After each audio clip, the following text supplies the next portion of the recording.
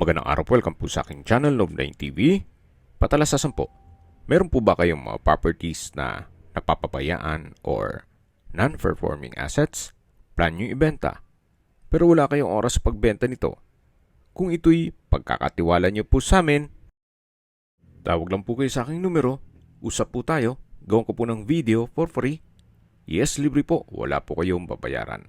Tutulungan pa namin kayong mabenta ang inyong property. Kami na po bala sa marketing, sa boosting or paid ads. Even sa tripping, hindi na po kayo mapapagod sa pag-entertain ng mga buyers. Kami na po bala sa lahat. Tawag lang po kayo. Nandito po tayo ngayon sa isang exclusive subdivision dito sa Parañaque. Ito pong bagong video presentation natin ay isang residential property na may lot area na 740 square meters. Itong bahay ay may usable floor area na 240 square meters more or less. Meron po itong den room or another structure na pwedeng gawing office or guest room. So, depende po sa magiging use nyo once na na-acquire nyo ito. Then, dito po sa likod ng bahay ay napakalaki pa po ng bakanting lote na meron pong mga ornamental plants. May 3 bedrooms with own toilet and bath. Then, meron pong 4-car garage hanggang dun yan sa main gate. Dun po sa kabilang side ay may covered carport. Tungkol naman sa dokumento nito, ito po'y titulado, buhay po ang may-ari, kaya wala po kayong maging problema sa documentation o sa transfer ng title. Ito po'y well-maintained, kaya ready for occupancy. Lipat po tayo dito sa harapan. Yan po yung open na garahe at dito naman sa kabila yung covered. Then meron pong access na steel gate papunta naman sa service area. Ito po yung second gate. At dito na po tayo sa main door. Naka-brickstone design po itong wall bago dumating dito sa main door. Then may aluminum screen door at solid wood po itong main door. Welcome po dito sa bahay ni Madam. Dito po yung receiving area, then sa dulo naman yung living area o salas. Napakalaki po ng espasyo. Sa dulo naman po ay yung access door na papunta sa veranda at yung bakanting lote, yung unang parte ng video.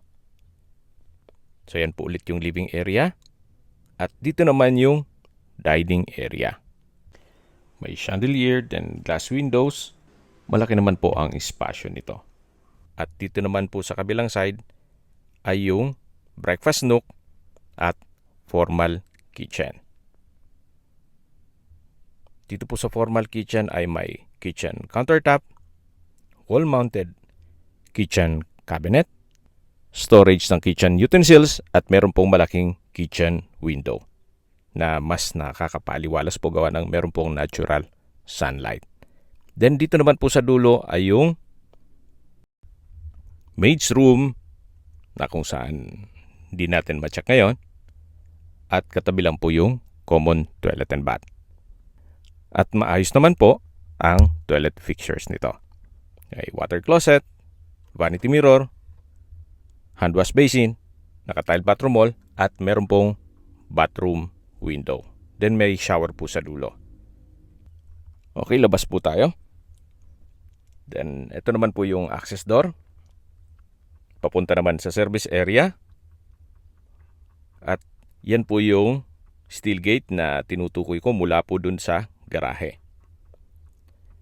Dito naman po yung dirty kitchen at service area. Pabalik po ulit tayo dito sa loob. Ito po ulit yung maid's room at yung common toilet and bath at dito po yung formal kitchen. Meron pong wall-mounted wooden rack with a glass cover.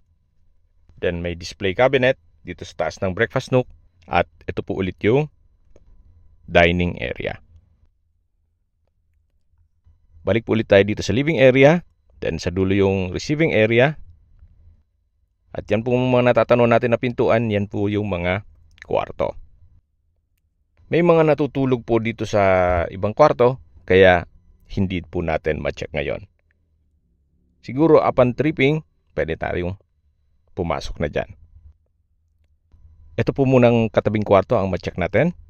Malaki din po ang espasyo. May dalawang window glass. May split type aircon. Wood parquet ang flooring. From floor to ceiling po itong wardrobe. Then meron din po itong toilet and bath. Ito pong toilet and bath ay parang sharing po siya. Kaya mapapansin nyo, meron pong mga pintuan. Yan po yung pintuan para sa receiving area. Then dyan din po yung hand wash basin, vanity mirror. At dito naman po yung sa kabilang kwarto. Yan po yung water closet, naka-tile bathroom wall. At may hot shower set. Then bathroom window with security grill. So sharing po ang banyo dito.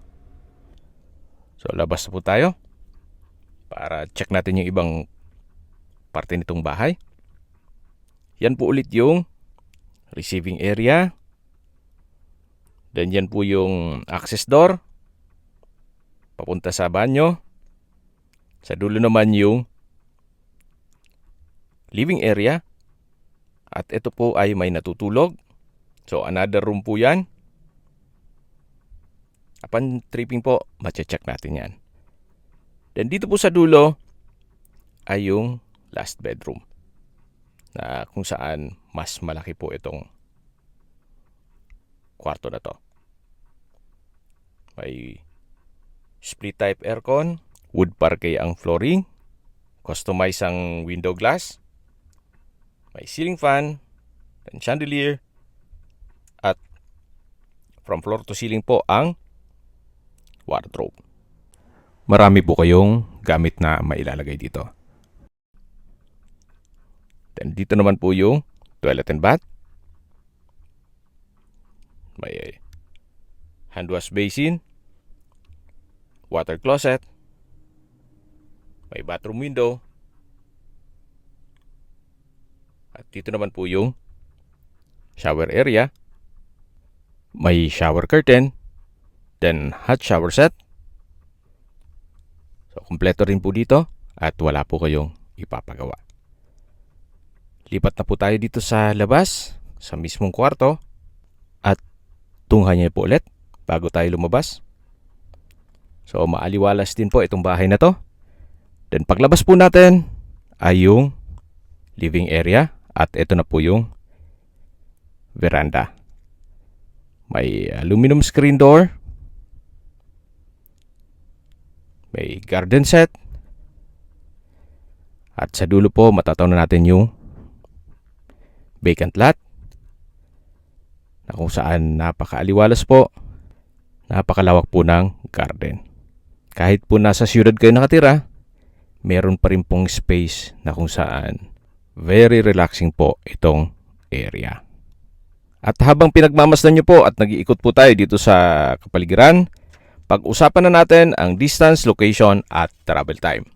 Mula po sa airport, ang distance is 3.5 kilometers at ang travel time is 14 minutes. Mula naman po sa Mall of Asia, ang distance is 9.9 kilometers at ang travel time is 33 minutes. Mula naman po sa Parañaque Doctors, ang distance is 3.2 kilometers at ang travel time is 12 minutes. Yan po yung like kong binabanggit sa aking video na dapat nyo i-consider sa paghanap ng property, yung meron pong malapit na hospital. Hindi ko naman po sinasabing sakitin kayo, yan naman po for emergency purpose lang naman. At mula naman po sa Makati, ang distance is 16 kilometers at ang travel time is 32 minutes. Mula naman po sa VGC, ang distance is 14 kilometers at ang travel time is 31 minutes. Okay, sa presyo na po tayo. Binebenta po ito ni owner sa halagang 49 million pesos net. Ibig pong sabihin, si buyer na po ang sasagot sa lahat ng taxes at expenses with regard to documentation. Kung may mga katanungan po kayo, tawag lang po kayo sa aking numero. At sa mga kababayan naman natin na sa ibang bansa, meron po akong WhatsApp, Viber at Telegram. Same number lang po, 0917-316-3399. Sa mga nagtatanong naman po ng aming Facebook, meron po aming Facebook page na Nov9TV at Facebook Real Video. Meron din pong TikTok at Instagram.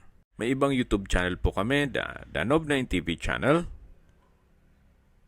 Nov9 TV listings, Nov9 TV on the spot, Nov9 TV updates,